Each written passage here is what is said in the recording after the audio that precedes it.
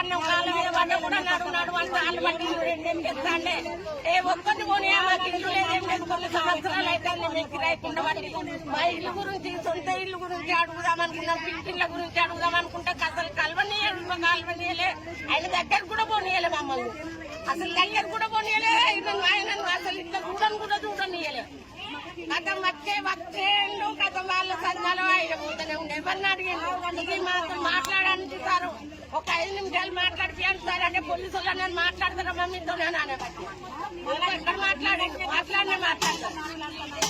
ఏం పేరు? నీ పేరు? నా పేరు దేబోరా. సహాయం చేసిందా, ఏమన్నా హామీ ఇచ్చిందా?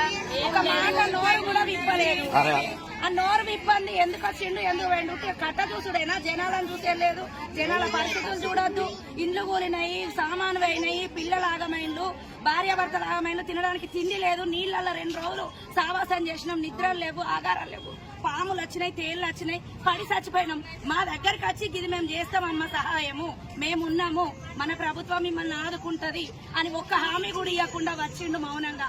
మేము ఆడోళ్ళం దగ్గరికి పోతుంటే ఆర్మీ వాళ్ళు, పోలీసులు అందరు కలిసి చేతుల మీద దొప్పేసుకొచ్చిండ్రు. కథం చూసే పాయే. ఏమి హామీ వచ్చింది మాకు, ఏం ఉపయోగం ఈ ప్రభుత్వం వచ్చి?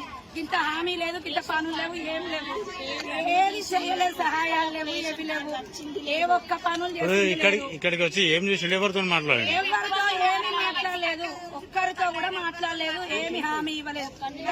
దాన్ని వచ్చిండు, చూసుకున్నాడు, పోయిలు.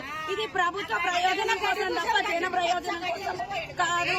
వాళ్ళ ప్రభుత్వము వర్షాలు రాగానే మేము వచ్చి చూసినామని ఒక పేరు కీర్తి కోసం తప్ప ప్రజల కోసం పనిచేయడానికి మాత్రం రాలేదు. ఆయనకు వచ్చే పేరు కీర్తి కోసమే వచ్చిండు తప్ప వేరే దేని కోసం రాలేదు.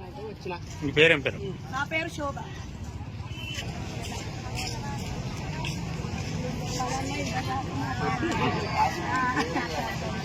2023 వచ్చినాయి, మళ్ళీ 25 వచ్చినాయి. మొత్తం నిండినాయి సార్.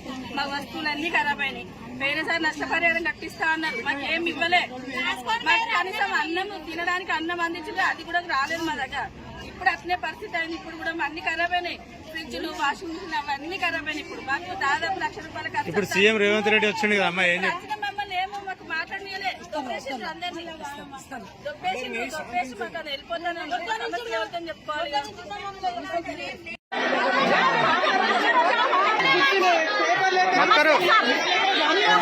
हमारे घर के साल वहाँ से हम लोगों को बहुत नाला में से पानी आ रहा है. हमारी कोई दीवार उठा दो, उसके बाद हम लोगों को कुछ भी नहीं.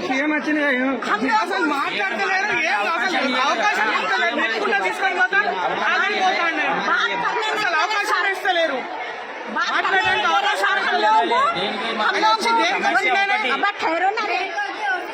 नाले में से साल पानी आ रहा, हम लोगों को दीवार उठा दो, नहीं बोले तो हम लोगों को 5-5 लाख